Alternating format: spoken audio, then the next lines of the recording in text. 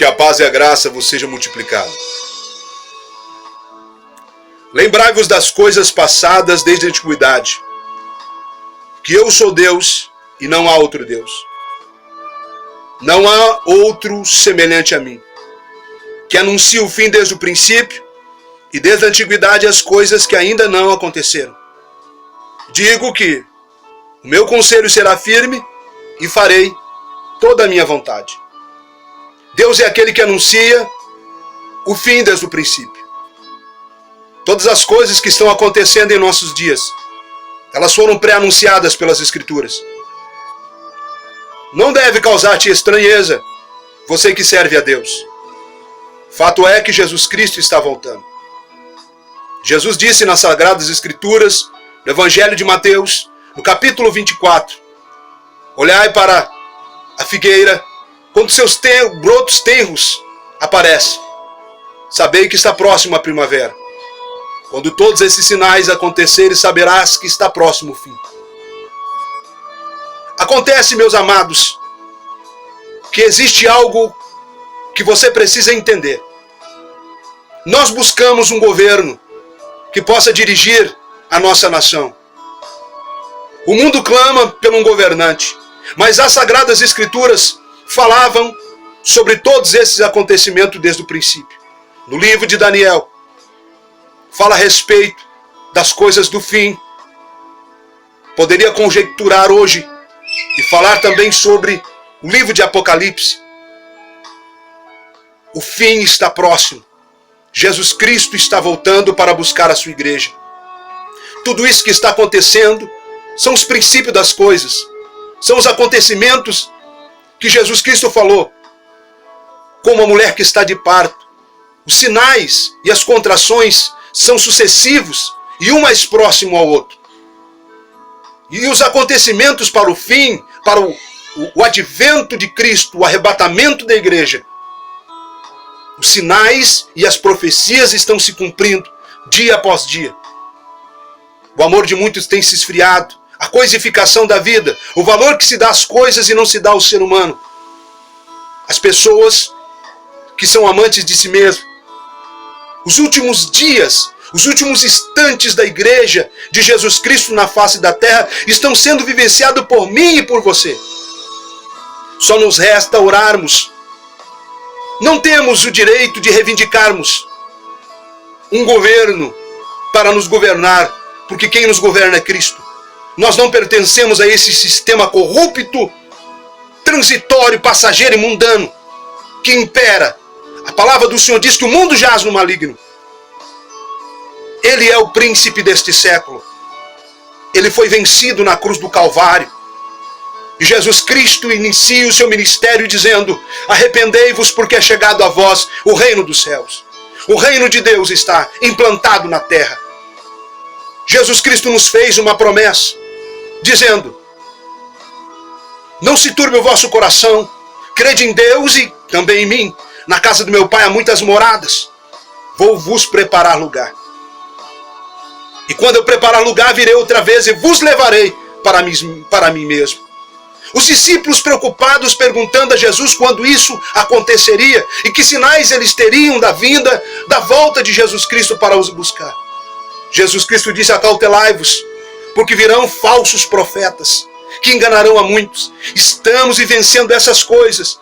Falsos pregadores, falsos cantores, falsos líderes, mercadores do evangelho, prostitutos da noiva, vendedores da palavra. Arrastam multidões, pseudos milagres, um sincretismo religioso, aliança do povo que se diz cristão, que se diz servo de Deus, com os filhos de Belial. Não há comunhão da luz com as trevas, não há comunhão dos filhos da luz com os filhos da escuridão. Estamos vivendo os instantes finais da igreja militante de Jesus Cristo na face da terra e os sinais que estão acontecendo em todo o planeta Terra, desde os sinais naturais, os sinais dos céus e os sinais da humanidade, que são a degradação moral, a degradação da família, a destruição por guerras, pela corrupção política. Tudo isso Jesus Cristo nos ensinou dizendo: olhai para esses sinais. Quando essas coisas estiverem acontecendo, sabeis que está próximo ao fim. Guerras, terremotos, maremotos, vulcões em erupção, guerra na América Latina. As lideranças do mundo estão se reunindo, as nações se uniram.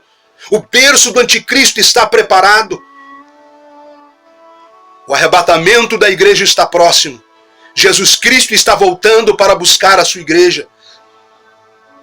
E haverá um grande clamor, haverá um grande derramamento do Espírito Santo. E é para isso que nós devemos orar. Nós devemos, o apóstolo Paulo diz, orai pelas autoridades em eminência, orai pelos governantes da vossa nação. Porque toda autoridade é instituída por Deus. As autoridades da nossa nação são instituídas por Deus. Mas somos nós, a sociedade, a igreja, que é responsável pela salvação das almas. Devemos orar para que Deus possa salvar o maior número de almas possíveis. Pregar o evangelho.